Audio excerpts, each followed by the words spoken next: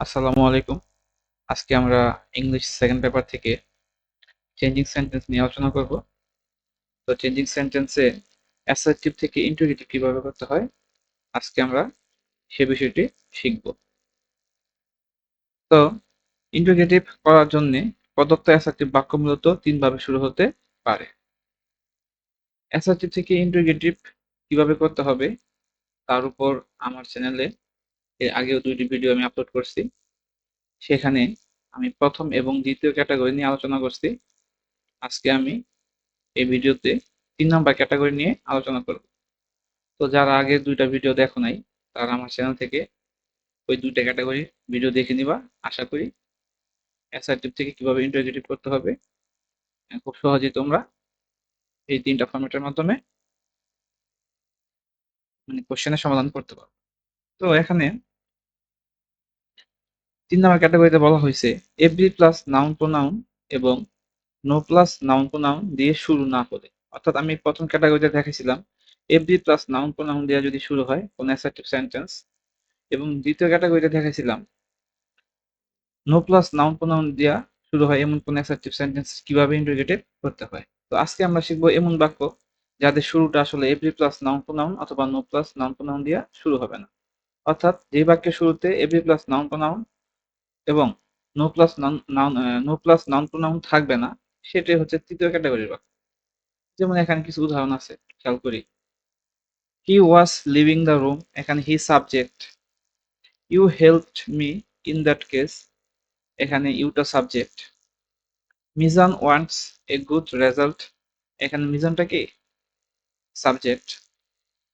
I could not do that, এখানে আইটা কি সাবজেক্ট। এবং he does not need money, এখানে হিটা কি সাবজেক্ট। অর্থাৎ এখানে 5টি বাক্য লিখছি, প্রতিটা বাক্যের শুরুই সাবজেক্ট দিয়ে। তাহলে এই বাক্যগুলো আসলে অ্যাসার্টিভ বাক্য। তো এরূপ অ্যাসার্টিভ বাক্যগুলোকে ইন্টারোগেটিভ করতে হলে প্রদত্ত বাক্যটি যদি হাবুডুক হয়, এখানে একটা বিষয় আমরা আমাদের খেয়াল রাখতে হবে। যখনই আমরা কোনো তৃতীয় ক্যাটাগরি বাক্যের ইন্টিগ্রেটিভ করব, তখন এই বিষয়টা আমাদের খেয়াল রাখতে হবে। বাক্যটি যদি হাবুডুক হয়, হাবুডুক মানে কি? এটা আমি বলতেছি শুধু চেঞ্জিং এর ক্ষেত্রে যখন আমি অ্যাসার্টিভ থেকে ইন্টিগ্রেটিভ করব। তো এই টাইপের বাক্যগুলোতে দেখা যায় যে বাক্যের পরে সাবজেক্ট বাক্যের সাবজেক্টের পরে কোনো অক্সিলারি আছে কিনা এবং তার সাথে নট আছে। তো এরূপ অ্যাসার্টিভ বাক্যগুলোকে ইন্টিগ্রেটিভ করতে হবে প্রদত্ত বাক্যটি যদি হাবুডুক হয়। তো এখানে খেয়াল রাখতে হবে, যখন আমি তৃতীয় ক্যাটাগরির বাক্য থেকে তৃতীয় ক্যাটাগরি অ্যাসার্টিভ থেকে ইন্টিগ্রেটিভ করব, তখন এই বাক্যটি আসলে হাবুডুক যদি হয় তখন আমরা এইভাবে তাকে গঠন করব। এখানে 2টি অপশন থাকে, প্রদত্ত বাক্যটি হাবুডুক হয় আবার নাবুডুক হয়। তো হাবুডুক হয় বুঝবো কিভাবে? শুধু চেঞ্জিং এর ক্ষেত্রে অ্যাসার্টিভ থেকে ইন্টিগ্রেটিভ করার ক্ষেত্রে এই ব্যাপারটা এভাবে মনে রাখলে হবে যে দেখা গেছে যে প্রদত্ত বাক্যের সাবজেক্টের পর যদি কোনো অক্সিলারি থাকে এবং তার সাথে নট না থাকে, তখন আমরা তাকে হাবুডুক ধরে নিব। ঠিক আছে? এরকম বাক্যগুলোকে আমরা হাবুডুক ধরে নিব। তখন তাকে কিভাবে প্রশ্নবোধক করব? প্রথম যে পয়েন্টটা সেখানে করতে হবে সেটা হলো বাক্যস্থ অক্সিলারি এর সাথে নট যোগ করব। অর্থাৎ প্রদত্ত বাক্যে সাবজেক্টের পরে যদি কোনো অক্সিলারি থাকে তার সাথে নট যোগ করব। আর যদি অক্সিলারি না থাকলে মূল ভার্বের আগে টেন্স পারসন অনুযায়ী ডু, ডাজ, ডিড এনে নট যোগ করব। তো এই পয়েন্টটা আমরা নিচে 3টা উদাহরণ আছে সেখানে এপ্লাই করে দেখি। তো এখানে খেয়াল করি, he was living the room. এই বাক্যের সাবজেক্ট হি এবং তারপরে আছে কি ওয়াজ। আমরা জানি ওয়াজটা কিন্তু অক্সিলারি ভার্ব। এখন এই অক্সিলারির সাথে কি এখানে নট আছে? নাই। তাহলে কি করতে হবে? না থাকলে বোঝা গেল এটা হাবুডুক বাক্য।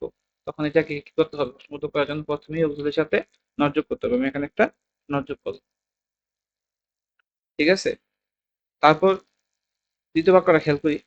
এখানে এই যে সাবজেক্ট আছে ইউ, ইউর পরে কিন্তু হেল্পড চলে আসছে। তো আমরা কিন্তু জানি যে হেল্পটা কিন্তু মূল ভার্ব। তার মানে বোঝা গেল এখানে ইউর পরে কোনো অক্সিলারি নাই, সরাসরি মূল ভার্ব চলে আসছে। তখন তাকে নেগেটিভ করার জন্য কি করতে হবে? এই যে নট যোগ করার জন্য কি করতে হবে? আমরা জানলাম কিছুক্ষণ আগে, এখানে আমরা 1 নম্বর পয়েন্টে পড়ছি যে টেন্স অথবা পারসন অনুযায়ী ডু, ডাজ, ডিড এর নট যোগ করতে হবে। তো যেহেতু হেল্পটা কিন্তু আমরা জানি ভার্বের পাস্ট ফর্ম।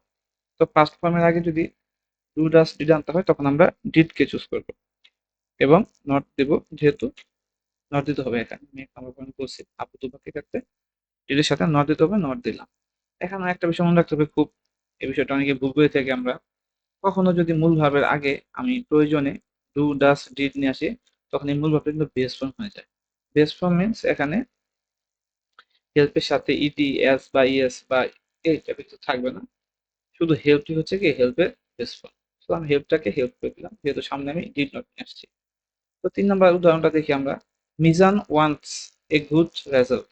এখানে খেয়াল করি মিজান সাবজেক্ট এবং তারপরে সরাসরি ওয়ান্টস মানে ওয়ান্টস চলে আসছে। তার আগে কিন্তু কোনো অক্সিলারি নাই। তো সেই ক্ষেত্রে আমরা কি জানি অক্সিলারি না থাকলে পারসন টেন্স অনুযায়ী কি আনতে হবে? ডু ডাজ ডিড আনতে হবে।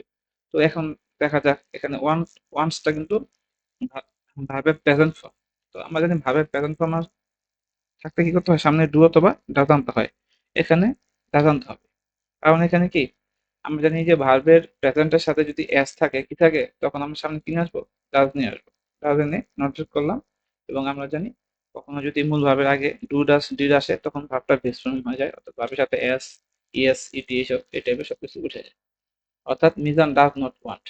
এই যে আমি কি করলাম প্রত্যেকটা বাক্যে ১ নাম্বার পয়েন্টটা ব্যবহার করলাম। অর্থাৎ এই বাক্যে অক্সিলারি ছিল তার সাথে নট যোগ করে দিছি। এখানে আমার ডু ডাজ ডিড আনতে হয়নি।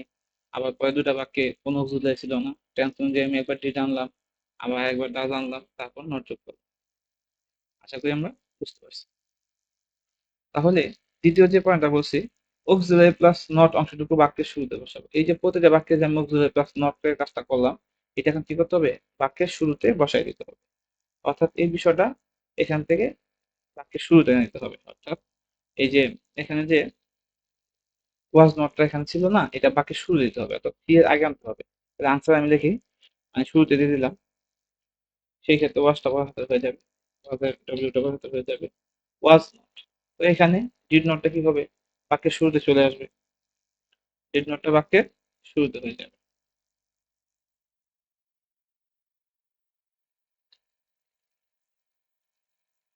এখানে কি ডাজ নটটা বাক্যের শুরুতে হয়ে যাবে।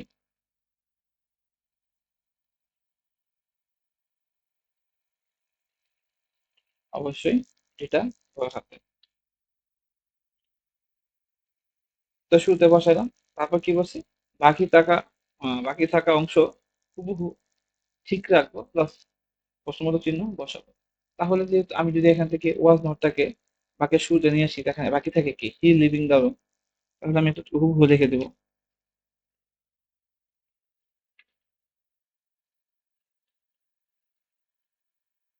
তো দ্বিতীয় বাক্যে কি একই অবস্থা। এখানে যেহেতু আমি ডিড নটটাকে বাক্যের শুরুতে আনছি, এখন বাকি থাকে কি? You help me in that case.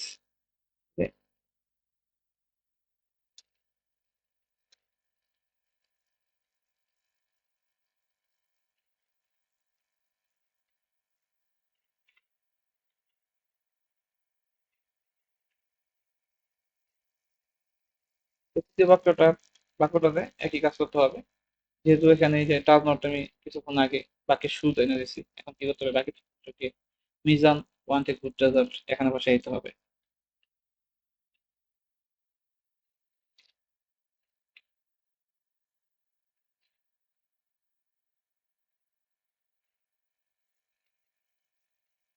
তো এইভাবে আমি কি করতে পারবো? মানে তৃতীয় ক্যাটাগরি বাক্য যদি হাবুডুবু হয় আমি তাকে এভাবে প্রশ্নবদ্ধ করতে পারবো। আমি আবারও বলি যে মূল ভার্বের আগে যেখানে অক্সিলারি ছিল না, আমি প্রয়োজনে ডু, ডাজ, ডিড নিয়ে আসছিলাম। সেখানে মূল ভাবটা কিন্তু বেস ফর্ম হয়ে যাবে। অর্থাৎ হেল্পের ক্ষেত্রে যেখানে হেল্প ছিল, আমি কিন্তু প্রশ্নবোধক করার সময় এখানে হেল্পটাকে হেল্প করে দিছি। এখানে ওয়ান্টস ছিল, আমি যখন প্রশ্নবোধক করছি তখন কিন্তু কি করে দিছি? এই ওয়ান্ট করে দিছি। এই ভুলটা কিন্তু কখনোই করা যাবে না। গ্রামাটিক্যালি যদি এরকম ভুল হয় তাহলে কিন্তু এটা আমার উত্তরটা হবে না। তো এখন আসা যাক, প্রদত্ত বাক্যটি যদি নাবোধক হয়, অর্থাৎ আমি কিছুক্ষণ আগে আলোচনা করছি যে তৃতীয় ক্যাটাগরি থেকে যে ধরনের অ্যাসার্টিভ সেন্টেন্স গুলো থাকবে ইন্টিগ্রেটিভ করার জন্য, সেগুলো হয়তো অনেক সময় আবোধক হয়, আবার কি হয়? নাবোধক হয়। নাবোধক বলতে দেখা যাবে সাবজেক্টের পরে যে একটা অক্সিলারি থাকে তার সাথে অনেক সময় নট অ্যাড থাকে আরকি। ঠিক আছে? তো মানে শুধু চেঞ্জিং এর ক্ষেত্রে ব্যাপারটা মনে রাখলেই হবে। তো এই ধরনের বাক্যগুলোকে আমি কিভাবে প্রশ্নবোধক করব? এটা খুবই সহজ।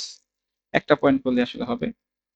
তো এখানে যেটা করতে হবে, বাক্যস্থ অক্সিলারি এর সাথে নট দেখা যাবে। যে নেগেটিভ আছে বোঝার জন্য আমরা নট পাবো। এক্ষেত্রে নটটা বাদ দিয়ে দিব, শুধু অক্সিলারিকে বাক্যের শুরুতে বসাবো। তো এখানে আমি একটা বাক্যটা একটু পড়ে দেখি, একটা উদাহরণ দেখি। তো এখানে বলা আছে যে I could not do that. তো দেখা যাক এই বাক্যের সাবজেক্ট কে, আই, এবং এখানে কুডটা হচ্ছে মডেল অক্সিলারি, তার সাথে একটা কিন্তু নট দেখতে পাচ্ছি আমরা। তো আমরা কি করবো, এই নটটাকে বাদ দিব, যেহেতু বলা হয়েছে এটাকে বাদ দিতে হবে। তারপর কি, শুধু অক্সিলারিকে বাক্যের শুরুতে বসাবো। এখানে শুধু অক্সিলারিটাকে কুড, এই কুডটাকে বাক্যের শুরুতে, বাক্যের শুরুতে বলতে এখানে বাক্যের শুরুতে ছিল আই, আই এর আগে চলে আসবে, অর্থাৎ কুড আই, অর্থাৎ এই কুডটাকে আমি বাক্যের শুরুতে এনে দিচ্ছি, ঠিক আছে। তারপর কি করবো, বাকি অংশ হুবহু ঠিক থাকবে। বাকি অংশ বলতে এখানে কি, কুডটাকে যদি আমি কি করি, মানে বাক্যের শুরুতে নিয়ে আসি, তাহলে এখানে ধরেন কুডটা নাই, তাহলে বাকি অংশ কি থাকে, বাকি অংশ থাকে আই ডু দ্যাট, নট তো আগে বাদ দিছি, তাহলে দিয়ে দিব আই ডু দ্যাট। অবশ্যই লেখা এখানে লেখা আছে, এখানে অবশ্যই কি করতে হবে, এই প্রশ্নবোধক চিহ্নটা বসাবো। তাহলে I could not do that, এটার প্রশ্নবোধক বাক্যটা এরকম হবে যে কুড আই ডু দ্যাট, এই টাইপের, সহজ কিন্তু। তো দ্বিতীয় উদাহরণটা দেখা যাক, হি does not need money. So এখানে হি সাবজেক্ট আছে, তারপরে তাদের সাথে নট দেখতে পাচ্ছি, তাহলে বোঝা গেল এটা নেগেটিভ একটা অ্যাসার্টিভ সেন্টেন্স। তো এটাকে অ্যাসার্টিভ করতে হলে নটটাকে বাদ দিতে হবে, নটটাকে বাদ দিলাম।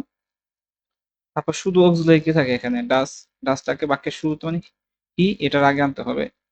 তাহলে আমি শুরুতে কি লিখবো, ডাস, শুরুতে ডাসকে নিয়ে আসলাম। এখন ডাসকে যদি আমি শুরুতে নিয়ে আসি, ওকে, তাহলে বাকি অংশ কি থাকতেছে, যে বলছি যে শুরুতে বসাবো, বাকি অংশ হুবহু ঠিক থাকবে। তখন বাকি অংশ কি থাকে, হি নিড তো নট তো বাদ দিচ্ছি আগেই, তাহলে হি নিড মানি, এখানে হবে হি নিড মানি, অবশ্যই প্রশ্নবোধক চিহ্ন বসবে। তাহলে হি ডাজ নট নিড মানি, এই বাক্যের প্রশ্নবোধক হবে ডাজ হি নিড মানি। তো সিম্পল, খুব সহজেই মানে বাক্য যদি অ্যাসার্টিভ সেন্টেন্সের তৃতীয় ক্যাটাগরি থেকে নাবোধক হয়, তাকে এভাবে কিন্তু প্রশ্নবোধক করা যাবে। তো আজকের আলোচনা শেষে মানে যেটা আমি একটু অ্যাড করতে চাই, মানে ইন্টিগ্রেটিভ করার ক্ষেত্রে তৃতীয় যে ক্যাটাগরি, অর্থাৎ মানে এভরি প্লাস নাউন অথবা প্রোনাউন, আবার নো প্লাস নাউন অথবা প্রোনাউন দিয়ে শুরু না হলে, আদার্স যে কোনো সাবজেক্ট দিয়ে শুরু হলে আমাদের এই ক্যাটাগরিতে করতে হবে। সেখানে অবশ্যই বাক্য দুটা সাবোধক নাকি নাবোধক একটু খেয়াল করে নিয়মগুলো ফলো করলে আশা করি অ্যাসার্টিভ থেকে ইন্টিগ্রেটিভ করা যাবে। তো তারপরে যদি এই ফরম্যাট অনুসরণ করে কোনো অ্যাসার্টিভ থেকে ইন্টিগ্রেটিভ করতে সমস্যা হয়, কমেন্টে লিখে দিলে সমস্যাগুলো নিয়ে একটি আলাদা ভিডিও করার চেষ্টা করবো ইনশাআল্লাহ। তো ঠিক আছে সবাই, আল্লাহ হাফেজ।